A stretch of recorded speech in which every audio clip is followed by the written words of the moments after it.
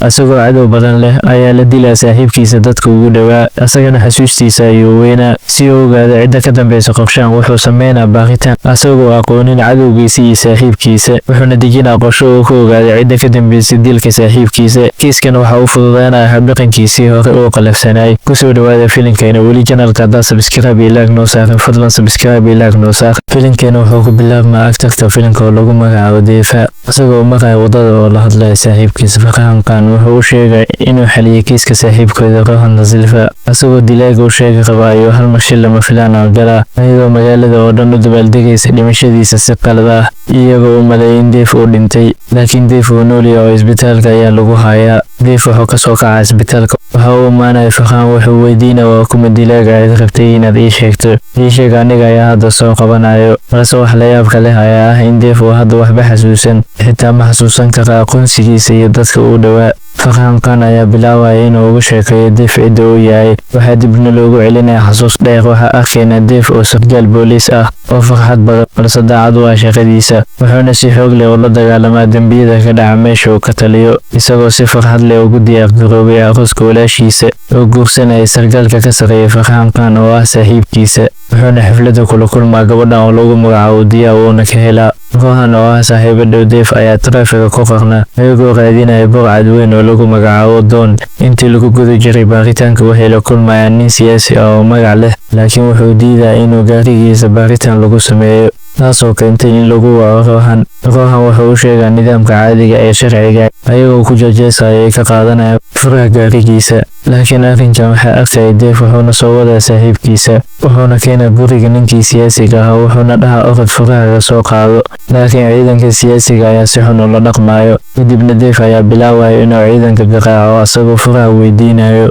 laakiin ninkan siyaasiga habeenkaas xaaskiisa ayuu xaflad dhalasho u dhigayay laakiin xafladda waxay qasmi markuu Deef ciidanka garaaco iyo sida uu dhaqmayo markay arkaan wuxuuna u digaa ninkii siyaasiga ahaa kadibna furihii gaariga ayaa la siinaa oo sidaas ayay ku soo baxayaan waxaa arkayna maalintii dambe waxaa la tusaa jaraa'id oo lagu soo qoray inuu ninkan askari ahayn oo yahay gaangistar iyo warbixin kale oo ku saabsan saaxiibkiisa kadibna wuxuu soo aadaa meesha jaraa'idka laga soo daawacay wuxuuna u imaanaa maamulaha isagoo dhahaya maxaad warbixintan beenta iga qortay waxaa meesha soo galaya gabadhan oo lagu magacaabo Diya waxayna ku dhihi aniga ayaa ka qoray warbixinta laakiin Deef wuxuu ku dhahaa aniga waxaad rabtay iga qor laakiin saaxiibkayga waxba ha ka qorin Deef waxaa la soo sheegaa warbixin muhiim ah oo ku saabsan dambiilihii oo lagu magacaabay Don wuxuuna ciidanka u sheegaa intuu ka imaanaya inay sugaan laakiin meesha ayay gudaha u galayaan waxayna la kulmayaan dabin qarax ah oo dhaawac xoog badan ka soo gaaray ciidanka qaarna way ku dhintaan qaraxa Deef uu ka badbaadaa maadaama uu ka soo daahay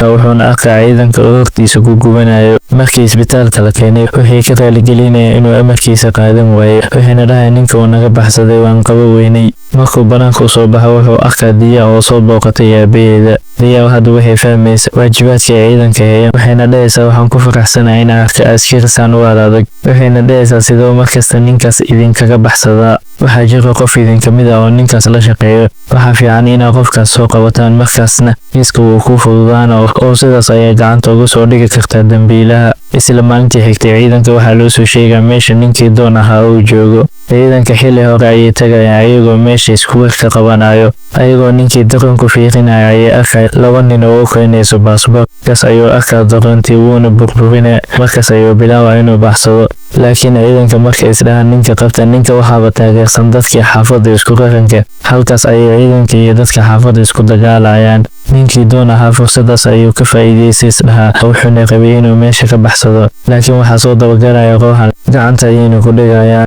Rohan isagoo dil raba ayaa hal mar waxaa ka soo gaaraya Deef wuxuuna meeshaas madaxa uga tooganaa Don wuxuuna dhahaa ninkan uu u qalmaa inuu sidan u dhinto wuxuuna dhahaa biskoolada wax ku dila waa kaaga hadda kadib ay dowladda ku aqoonsan doontaa inaa ninka adiga dishay waxaa loo dhigaa xaflad sharaf oo lagu talagalay Rohan sidoo kale xafladda Diya ayaa ka soo qayb galaysa intii lagu jiray xafladda Rohan wuxuu guur u soo bandhiganaa saaxiibtiis oo lagu magacaabo Rebecca maalintii xigtay waxaa la guddoonsiin rabay bilad sharafta wuxuuna bilaabaa inuu masraxa soo istaago asagoo dadka u mahadcelinaya kadibna wuxuu ka hadlaa xumaanta iyo samaanta wuxuuna rabay inuu meesha wax qarsoodi ah ka sheego laakiin intuu sheegin ka hor isla markiiba waa la tooganaa. sheekadan oo dhan Farxaan ayaa Dave ugu sheekeynaya maadaama ay maskaxdiisa istirtirtay, balse kiiskan oo dhan asaga ayaa xaliyay wuxuuna keenaa xaafadiisa. Dave oo ah sarkaal karti leh wuxuu waajahaa dilka saaxiibkiisa isagoo bilaabaya baaritaan shakhsiyadeed. inkastoo uu waayay cadeymo badan, balse uu cadaadis ugu imaanaya sarkaalada ka sarreyso.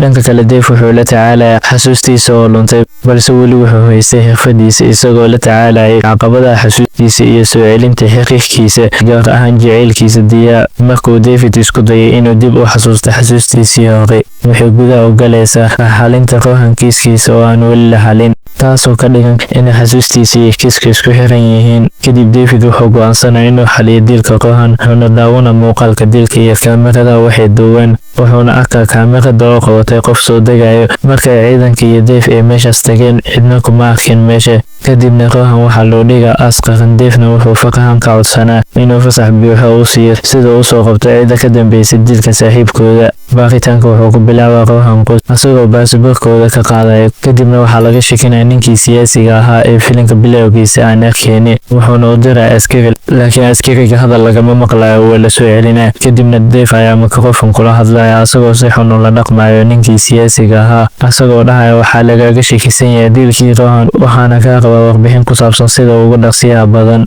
kadibna Dave wuxuu taliyay Farxaan ku dhaha kiiska waxaa iga xaliyay hal qof, qofkaas qof kale maaha waa Rebecca. markuu shilka dilaya waxaa markaas xogta ka helay Rebecca. hadda sidoo macluumaadka oo dhammaystiran u helo waa inuu mar kale Rebecca la kulmaa. habeennimadii taliya ayaa gurigiisa geenayo, wuxuu ogaanaya in gaariga eedeysanaha uu yahay buluug halka lagu sheegay cagaar. wuxuu helaa xog ah gaariga markuu iftiinka qabto inuu kalarkiisa isbedelayo. dawli muuqaalka laagsaar fadlan muuqaalka laagsaar subscribe na dheh. maalintii dambe qoyska ayaa taxsi dhiganaya. Rebecca ayaa Dave u timid, waxayna ku tiri waad ku mahadsan tahay sida aad howsheeda u qarisay, ayadoo weliba ku tiri waxayna qabay inay caddeyntaas dibadda u bixin. hadalkaas ayuu la yaabayaa. kadibna Rebecca ayuu si qaas ula kulmayaa asagoo dhahaya waxaad maalintaas hooqay ugu sheegtay, waa inaa hadda dib igu soo celisaa. Rebecca way diidaysa ayadoo tiri tani waa sir labadeennana dhex taalo. Dave wuxuu uga cagajugleynaya inuu xiri doono, waxayna ku dhahaysaa tani looma baahna in lagu duubo, aniga ayaa si qaas u hayo. waxayna tusaysaa muuqaal ay wala hadlayeen ayadii Rohan oo ah maalinta bilada la guddoonsiin rabay habeenkeeda. Rebecca ayaa ka codsanaysa inuu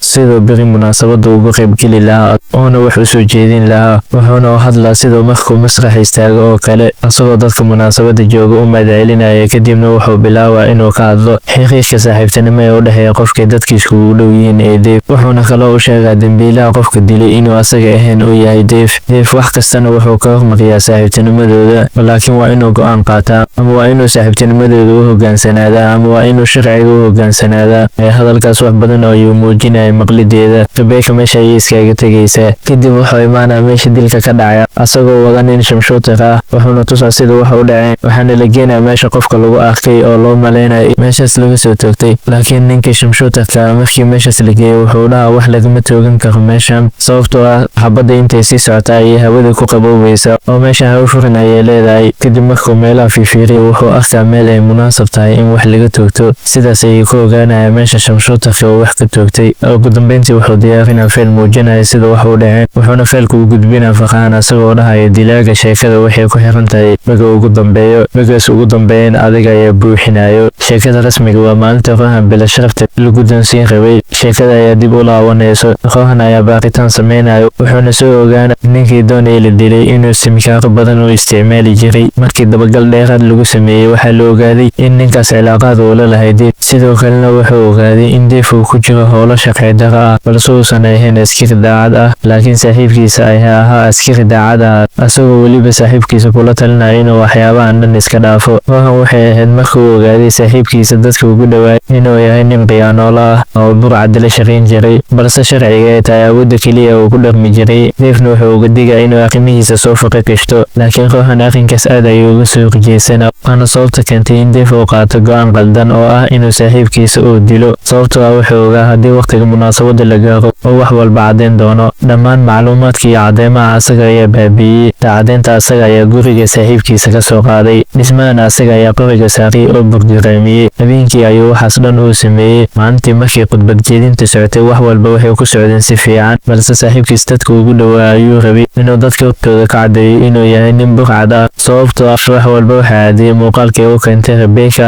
markuu muuqaalkaas arkay habeenkaas wuxuu la soo hadlay Farxaan wuxuuna u sheegay inuu dhammaan u xaliyay kiiska saaxiibkoodii Dave mobilkiisa ayuu gadaal ku watay oo si qarsoodi ah ayuu ku toogtay Rohan habeenkaas markuu Farxaan wacay wuxuu go'aan ku gaaray inuu isdhiibo si uu qaladkiisa u saxo laakiin inta wadada maraya ayuu shil galay xiliga ka sareeya ku dhacay dilaaga waa Dave waxaana loo ogolaanaa in hadda Dave la xiro kadibna wuxuu la kulmaadiyaa kulankoodii ugu dambeeyay waxayna jaraa'idku ku qoraysaa inta Dave la xiray 6 bil kadib waxaa arkayna xabsiga oo qolo burcad ah oo meesha ku xiran ay la dagaalayaan booliiska balse waxa dagaalka soo galay Dave ayaa isagoo burcad la dagaalay waxaan ogaanaynaa in Dave hadda xusuustiisa soo noqotay